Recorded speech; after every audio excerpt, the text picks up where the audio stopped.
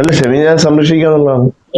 സംരക്ഷിക്കണം, മറ്റാരും നോക്കാനില്ല, ഞാൻ തന്നെ സംരക്ഷിക്കണം. മരിക്കുന്നവരെ ജീവിക്കുക എന്നുള്ളതാണ് തീരുമാനം. ജീവിക്കുക എന്നുള്ളതാണ്. ന്യൂസ് പ്ലസിലേക്ക് സ്വാഗതം. ഒരിക്കലും പറഞ്ഞു തീരാത്ത വേദനയുടെ കഥയാണ് വെഞ്ഞാറമൂട് കൂട്ടക്കൊലയുടേത്. ഇന്നും പലരും ആകാംക്ഷയോടെ ഈ കൂട്ടക്കൊല സംബന്ധിച്ച കൂടുതൽ വിവരങ്ങൾക്കായി കാതോർക്കുന്നുണ്ട്. പ്രധാനമായും എല്ലാവരും ചോദിക്കുന്ന ഒരു ചോദ്യം, അഫാൻ എന്തുകൊണ്ടാണ് ഇത് ചെയ്തത് എന്നതാണ്. ഇപ്പോൾ മാതാവും പിതാവും തന്നെ ഈ ചോദ്യം ചോദിക്കുന്നുണ്ട്. അവർക്കും മനസ്സിലാകുന്നില്ല അഫാൻ എന്തുകൊണ്ടാണ് ഇത് ചെയ്തതെന്ന്. ദുരൂഹമായ അഫാൻ്റെ മാനസിക വ്യാപാരത്തെക്കുറിച്ച് ഇപ്പോഴും അതിൻ്റെ സത്യാവസ്ഥ പുറത്തു വരാത്ത സ്ഥിതിയാണുള്ളത്.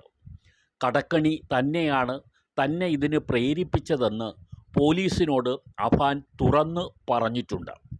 തുടർന്ന് ആ വഴിക്ക് തന്നെയാണ് പോലീസ് അന്വേഷണം നടത്തിയതും. കൂടുതലായി മറ്റൊന്നും കണ്ടെത്താൻ പോലീസിനും കഴിഞ്ഞിട്ടില്ല.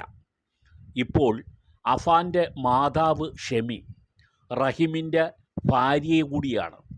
ഷെമി ഇപ്പോൾ ഉള്ളത് വെഞ്ഞാറമൂടിന് സമീപമുള്ള സ്നേഹസ്പർശം എന്നു പറയുന്ന ഒരു സാന്ത്വന ആശുപത്രിയിലാണ്. Care and cure charitable trust എന്ന സംഘടനയുടെ പേരിലുള്ളതാണ് ഈ സ്നേഹസ്പർശം എന്ന് പറയുന്ന പരിചരണ വിഭാഗം. ഇവിടെ ഷെമി ചികിത്സയിൽ തന്നെയാണ്. ഷെമിയുടെ ശാരീരികമായ ആരോഗ്യാവസ്ഥ ഒരു പരിധി വരെ വീണ്ടെടുക്കാൻ കഴിഞ്ഞെങ്കിലും മാനസികപരമായ ബുദ്ധിമുട്ട് ഇപ്പോഴും തുടരുന്നു എന്ന് തന്നെയാണ് പറയേണ്ടി വരുന്നത്. അതിനുള്ള ചികിത്സയാണ് നടന്നുകൊണ്ടിരിക്കുന്നത്. ഷെമി സ്വാഭാവികമായും ഈ ദുരന്തത്തിൻ്റെ ആഘാതം നന്നായി ഏറ്റുവാങ്ങിയ ഒരു സ്ത്രീയാണ്. മരണപ്പെടേണ്ടതായിരുന്നു, പക്ഷേ കഷ്ടിച്ച് അവർ രക്ഷപ്പെട്ടു എന്നു മാത്രം. അവരാണ് ഈ കൊലപാതകത്തിലെ ആദ്യത്തെ ഇര ആയിരുന്നത്. ഷെമിക്ക് എന്നു പറഞ്ഞുകൊണ്ടാണ് ഉമ്മയെ അഫാൻ ആദ്യമായി കൈവച്ചത്. എന്തിനു വേണ്ടിയാണ് ക്ഷമ ചോദിച്ചത് എന്ന് ചോദിച്ചാൽ, ഉമ്മയെ കൊല്ലുന്ന മകനോട് ഉമ്മ ക്ഷമിക്കുക എന്നായിരിക്കാം അഫാൻ ഉദ്ദേശിച്ചത്. പക്ഷേ അഫാൻ്റെ ആ നീക്കം എങ്ങനെയോ സമയത്തിന് അവിടെ എത്തിയ പോലീസിന് ഇല്ലാതാക്കാൻ കഴിഞ്ഞു എന്ന് പറയേണ്ടി വരുന്നു. കൃത്യമായും അഫാൻ പോലീസ് സ്റ്റേഷനിൽ കീഴടങ്ങി താൻ പലരെയും കൊന്നിട്ടുണ്ടെന്ന് പറയുകയും വീടിൻ്റെ ലൊക്കേഷൻ പോലീസിനെ അറിയിക്കുകയും ചെയ്തതോടെയാണ് പോലീസ് സംശയത്തോടു കൂടിയാണെങ്കിലും ആ വീട്ടിലെത്തിയത്. അഫാൻ്റെ വീട്ടിൽ കണ്ട കാഴ്ച ആദ്യത്തെ മുറിയിൽ അഫാൻ്റെ അനിയൻ മരിച്ചു കിടക്കുന്നതും പിന്നീട് അടുത്ത മുറിയിൽ ഉമ്മ ഏകദേശം അർദ്ധപ്രാണനോടുകൂടി പിടയുന്നതുമാണ് കണ്ടത്. അബോധാവസ്ഥയിലായിരുന്ന ആ സ്ത്രീയെ അപ്പോൾ തന്നെ പോലീസ് ആശുപത്രിയിൽ എത്തിച്ചതുകൊണ്ട് അവർ രക്ഷപ്പെട്ടു എന്ന് വേണം പറയാൻ. ന്യൂസ് പ്ലസ് കഴിഞ്ഞ ദിവസം റഹിമിനെ സന്ദർശിക്കുകയുണ്ടായി. റഹിമിൻ്റെ പല കാര്യങ്ങളും അദ്ദേഹം തുറന്നു പറയുകയും കഴിഞ്ഞ ദിവസം വീഡിയോയിൽ ഞങ്ങളത് പങ്കുവെക്കുകയും ചെയ്തിരുന്നു. അപ്പോഴൊക്കെ റഹിമിനോട് ഷെമിയെക്കുറിച്ച് ചോദിക്കുകയുണ്ടായി. ഷെമിയെ എല്ലാവരും ഒറ്റപ്പെടുത്തിയ ഒരു അവസ്ഥയാണെന്ന് നേരത്തെ തന്നെ വാർത്തകൾ ഉണ്ടായിരുന്നു. മകന് കൂട്ടുനിന്ന ഉമ്മ എന്നുള്ള നിലയിൽ നിരവധി പഴി ഷെമിക്ക് കേൾക്കേണ്ടിയും വന്നിരുന്നു. ആർഭാട ജീവിതം നയിച്ച സ്ത്രീയാണെന്നും ഭർത്താവ് അറിയാതെ പല സാമ്പത്തിക തിരിമറികളും നടത്തുന്നതിന് മകനുമായി കൂട്ടുനിന്നു എന്നൊക്കെയുള്ള ആരോപണം ഷെമിക്ക് മേൽ വന്നിരുന്നു. പക്ഷേ അതിൻ്റെ യാഥാർത്ഥ്യം ഈ വാർത്തകളിൽ വന്നതുപോലെയൊന്നും ആയിരുന്നില്ല. 65 ലക്ഷം കടം എന്ന് വാർത്താമാധ്യമങ്ങളിൽ വന്നതും ശരിയല്ല എന്ന് ഇപ്പോൾ ബോധാവസ്ഥയിലേക്ക് വന്നിട്ടുള്ള ഷെമി തുറന്നു പറയുന്നു. 35 ലക്ഷം രൂപയുടെ കടമല്ലാതെ കൂടുതലായി ഒന്നും ഈ കുടുംബത്തിനില്ലെന്ന് തന്നെ ഷെമി പറയുകയും ചെയ്യുന്നു. ഷെമിയെ ആശുപത്രിയിൽ നിന്നും ഡിസ്ചാർജ് ചെയ്തപ്പോൾ അവരെ കൂട്ടിക്കൊണ്ട് പോകുന്നതിന് വേണ്ടി ഒരു ബന്ധുക്കളും വന്നില്ല എന്നുള്ളതാണ് സങ്കടപ്പെടുത്തുന്ന ഒരു കാര്യം. ഷെമിയുടെ വീട്ടുകാരോ ഷെമിയുടെ ഭർത്താവായ റഹീമിൻ്റെ വീട്ടുകാരോ മറ്റ് ബന്ധുക്കളോ ആരും തന്നെ ഷെമിയെ ഏറ്റെടുക്കാൻ തയ്യാറായില്ല. തുടർന്ന് സ്നേഹസ്പർശം എന്ന് പറയുന്ന ഈ ചാരിറ്റബിൾ ട്രസ്റ്റ് ഷെമിയെ ഏറ്റെടുത്ത് അവരുടെ സ്ഥാപനത്തിലേക്ക് കൊണ്ടുപോവുകയുണ്ടായി. അവിടെയാണ് ഷെമി ഇപ്പോൾ അവിടെയാണ് അവരുടെ ചികിത്സ തുടരുന്നത്. ഇതുവരെ യാതൊരു ഫീസും ഈ ചാരിറ്റബിൾ ട്രസ്റ്റ് ഷെമിയുടെ ചികിത്സയ്ക്കായി ഈടാക്കിയിട്ടില്ല.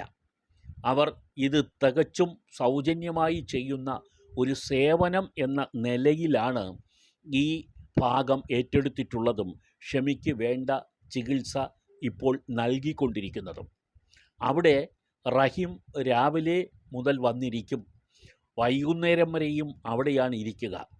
ഇടയ്ക്ക് ഭാര്യയ്ക്ക് ബോധാവസ്ഥ ഉണ്ടാകുമ്പോൾ ഭാര്യയുടെ അടുത്ത് പോയിരിക്കും, സംസാരിക്കും. അവർക്ക് മരുന്നിൻ്റെ സെഡേഷൻ ഉള്ളതുകൊണ്ട് പലപ്പോഴും മയക്കത്തിലായിരിക്കും. ആ സമയം റഹീം വീണ്ടും ഈ സ്ഥാപനത്തിൻ്റെ ഓഫീസ് റൂമിലാണ് ചെലവഴിക്കുക. റഹീമിനോട് ഭാര്യയെക്കുറിച്ചിട്ടുള്ള കാര്യം ഞങ്ങൾ ചോദിക്കുകയുണ്ടായി. റഹീം പറഞ്ഞത്, ആരും ഇപ്പോൾ ഷെമിക്ക് തുണയ്ക്കായില്ല. ഞാൻ മരണം വരെയും ഷെമിയെ ഞാൻ സംരക്ഷിക്കും. എൻ്റെ ഭാര്യയാണ് ഷെമി. അവൾക്ക് ചെറിയ തെറ്റുകൾ എന്തെങ്കിലും സംഭവിച്ചാലും പൊറുക്കാനുള്ള മനസ്സ് എനിക്കുണ്ട്. എൻ്റെ ഭാര്യയായി ജീവിച്ചയാളാണ്. ഞങ്ങൾക്ക് 2 മക്കളുണ്ടായിരുന്നു. 2 പേരും പോയി. ഒരാൾ ജയിലിലാണ്, ഒരാൾ ഖബറിലാണ്. ഇപ്പോൾ ഞങ്ങൾ 2 പേരും അക്കണക്കിന് അനാഥരായതുപോലെയാണ്. ഷെമിയെ ഞാൻ സംരക്ഷിച്ചില്ലെങ്കിൽ ആ പാവത്തിനെ ആരാണ് സംരക്ഷിക്കുക? അതുകൊണ്ട് ഭർത്താവെന്നുള്ള നിലയിൽ എൻ്റെ കടമയെക്കുറിച്ച് എനിക്ക് പൂർണ്ണ ബോധ്യമുണ്ട്. ഞാൻ മരണം വരെയും ഷെമിയുടെ കൂടെയുണ്ടാകും. ഇതാണ് റഹീമിൻ്റെ വാക്കുകൾ. എല്ലാ ഭർത്താക്കന്മാർക്കും ശരിക്കും ഇതൊരു മാതൃകയാണെന്ന് പറയാതെ വയ്യ. ഭാര്യയ്ക്ക് ഏതെങ്കിലും തരത്തിൽ ഒരു വീഴ്ച ഉണ്ടായാൽ തള്ളിപ്പറയുകയല്ല, മറിച്ച് ചേർത്തു നിർത്തുകയാണ് വേണ്ടതെന്ന് റഹീമിൻ്റെ വാക്കുകൾ നമ്മളെ ഓർമ്മിപ്പിക്കുന്നു. ഭാര്യ എന്നുള്ള നിലയിൽ ഈ ഷെമി ഭർത്താവിനോട് ഏതെങ്കിലും തരത്തിലുള്ള വീഴ്ച ഇന്നുവരെ നടത്തിയിട്ടില്ല എന്ന് തന്നെ റഹീം പറയുന്നുണ്ട്. ഈ സാമ്പത്തിക ഇടപാടുകളിൽ ചിലത് റഹീമിനെ അറിയിച്ചില്ല എന്നുള്ളത് റഹീം തന്നെ തുറന്നു പറയുന്നുണ്ട്.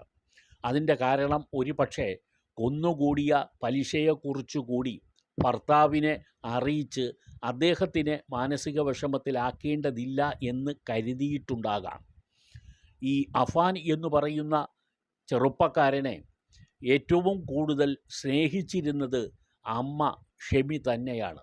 ഇളയ മകനെയും അങ്ങനെ തന്നെയായിരുന്നു. ആദ്യം ഈ പരിക്കേറ്റ് ആശുപത്രിയിൽ എത്തിയപ്പോഴും ബോധത്തിലേക്ക് തിരിച്ചു വന്നപ്പോൾ അവർ ഇളയ മകനെയാണ് ചോദിച്ചത്. യഥാർത്ഥത്തിൽ ഷെമി പറയുന്നത് ഇളയ മകന് ഒരിക്കലും അഫാൻ കൊല്ലാനുള്ള മനസ്സ് ഉണ്ടായിട്ടില്ല എന്നുള്ളതാണ്.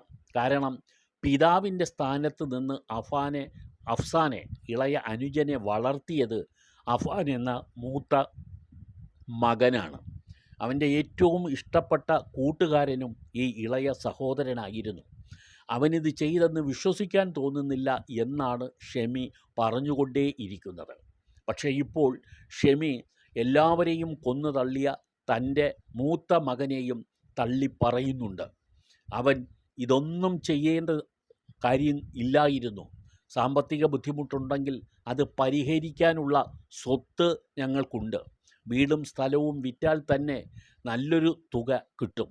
കടബാധ്യതകൾ തീർക്കാനും ബാക്കി കൊണ്ട് ഒരു വീട് വെക്കാനും കഴിയും എന്ന് ഷെമിയും വിശ്വസിക്കുന്നു. ഭർത്താവ് റഹീമും അത് തന്നെയാണ് പറയുന്നത്. പക്ഷേ അത് ഈ മകന് അറിയാമായിരുന്നിട്ടും അവൻ എന്തിനാണ് ഇത്തരം കൊലപാതകങ്ങൾ നടത്തിയത് എന്നുള്ളത് എവർക്കും ഇപ്പോഴും ഒരു ദുരൂഹതയുള്ള കാര്യമായി തന്നെയാണ് തുടരുന്നത്. ഈ പിതാവായ റഹീം ഇപ്പോൾ ശരിക്കും ഒരു അനാഥൻ്റെ അവസ്ഥയിലാണ്. അദ്ദേഹത്തിന് മറ്റ് ആരും സഹായിക്കാൻ ഇല്ല എങ്കിലും അദ്ദേഹത്തിൻ്റെ സ്വന്തം സഹോദരങ്ങൾ കൈയൊഴിഞ്ഞിട്ടില്ല. റഹീം തെറ്റിച്ചൊന്നും ചെയ്തിട്ടില്ലല്ലോ എന്നാണ് അവരെല്ലാം റഹീമിനെ ആശ്വസിപ്പിക്കുന്നത്. തെറ്റ് ചെയ്തു എന്ന് അവരെല്ലാം പറയുന്നത് ഷെമിയെയും മകനെയും കുറിച്ചാണ്. അതുകൊണ്ട് തന്നെ അവരെല്ലാം ഷെമിയുമായിട്ടുള്ള ബന്ധം തുടരുന്നതിൽ നല്ല തൃപ്തരായിട്ടുള്ളവരല്ല. പക്ഷേ ആരെതിർത്താലും തനിക്ക് തൻ്റെ ഭാര്യയെ കൈവിടാൻ കഴിയില്ല എന്ന് തന്നെയാണ് റഹീം ഇപ്പോഴും ആവർത്തിച്ചു പറയുന്നത്. തുടക്കം മുതൽ ഗൾഫിൽ നിന്നും എത്തിയ നിമിഷം ആദ്യം അദ്ദേഹം പോയി കണ്ടതും തൻ്റെ ഭാര്യയെ ആയിരുന്നു. ആശുപത്രിയിൽ അബോധാവസ്ഥയിൽ കിടന്ന ഭാര്യയുടെ അടുക്കൽ അയാൾ ഏറെ നേരം അന്നിരിക്കുകയും ചെയ്തു. തുടർന്ന് എല്ലാ ദിവസവും ആശുപത്രിയിലെത്തി ഭാര്യയെ സന്ദർശിക്കും. അവരോട് ഈ ഡോക്ടർമാരുടെയും പോലീസിൻ്റെയും ഒക്കെ നിർദ്ദേശമനുസരിച്ച് പതിയെ പതിയെ കൊലപാതകങ്ങൾ മുഴുവൻ പറഞ്ഞതും റഹീം തന്നെയായിരുന്നു. കാരണം ഭർത്താവിൻ്റെ സാന്നിധ്യത്തിൽ ആ കൊലപാതക കാര്യങ്ങൾ അറിയുമ്പോൾ അത്രത്തോളം ഞടുക്കം ആ മാതാവിന് ഉണ്ടാവില്ല എന്നുള്ള ധാരണയിലാണ് ശരിക്കും ഡോക്ടേഴ്സ് റഹീമിനെ കൊണ്ട് തന്നെ അത് പതിയെ പതിയെ പറഞ്ഞു ഫലിപ്പിച്ചത്. ഷോക്ക് ശരിക്കും ഷമിക്ക് ഉണ്ടായിരുന്നു എന്നുള്ളത് റിപ്പോർട്ടുകളിൽ വ്യക്തമാണ്. ഇപ്പോഴും ആ ഷോക്കിൽ നിന്ന് ഈ മാതാവ് മുക്തയല്ല. ഷമിയുടെ ഇപ്പോഴത്തെ അവസ്ഥ എന്തു തന്നെ ആയാലും, ഇനിയുള്ള അവസ്ഥ എന്തു തന്നെയായാലും ഒരു കാര്യം ഷമിക്ക് ആശ്വസിക്കാം, അവർ അനാഥയല്ല. അവർക്ക് ഈ ഒരു പാതകത്തിൻ്റെ അവസ്ഥയിലേക്ക്, പഴിചാരലുകളുടെ അവസ്ഥയിലേക്ക് അവർ എത്തപ്പെട്ടെങ്കിലും അവർക്ക് കൂട്ടായി, തുണയായി, ധൈര്യമായി, കരുതലായി അവരുടെ ഭർത്താവ് അവർക്ക് ഒപ്പമുണ്ട്. കാരണം അവർക്ക് ചെറിയ വീഴ്ചകൾ വന്നിട്ടുണ്ടെങ്കിലും ഭാര്യയെ ചേർത്തു പിടിക്കാനുള്ള വലിയ മനസ്സ് റഹീമിനുണ്ട്. ആ വലിയ മനസ്സിൻ്റെ ഉടമയെയാണ് നമ്മളും ചേർത്ത് പിടിക്കേണ്ടത്. റഹീമിൻ്റെ ഇനിയുള്ള അവസ്ഥ എന്തു തന്നെ ആയാലും ശരിക്കും കേരളം ആ പാവം മനുഷ്യനോട് എപ്പോഴും കരുണയുള്ള ഒരു കാര്യമായി എടുക്കേണ്ടതുമുണ്ട്. ഇപ്പോഴും വളരെയധികം ആളുകൾ റഹീമിനെ ആശ്വസിപ്പിക്കാൻ വേണ്ടി കേരളത്തിൻ്റെ പല ഭാഗത്തു നിന്നും വിളിക്കുന്നുണ്ടെന്ന് തന്നെ റഹീം പറയുന്നു. അതും ഒരു ആശ്വാസമാണെന്ന് ആ പാവം മനുഷ്യൻ പറഞ്ഞു വെക്കുകയും ചെയ്യുന്നു. അല്ല, ഷെമി ഞാൻ സംരക്ഷിക്കാന്നുള്ളതാണ്. സംരക്ഷിക്കാൻ മറ്റാരും നോക്കാനില്ല, ഞാൻ തന്നെ സംരക്ഷിക്കുന്നത്. മരിക്കുന്നവരെ ജീവിക്കുക എന്നുള്ളതാണ് തീരുമാനം. ജീവിക്കുക എന്നുള്ളതാണ്.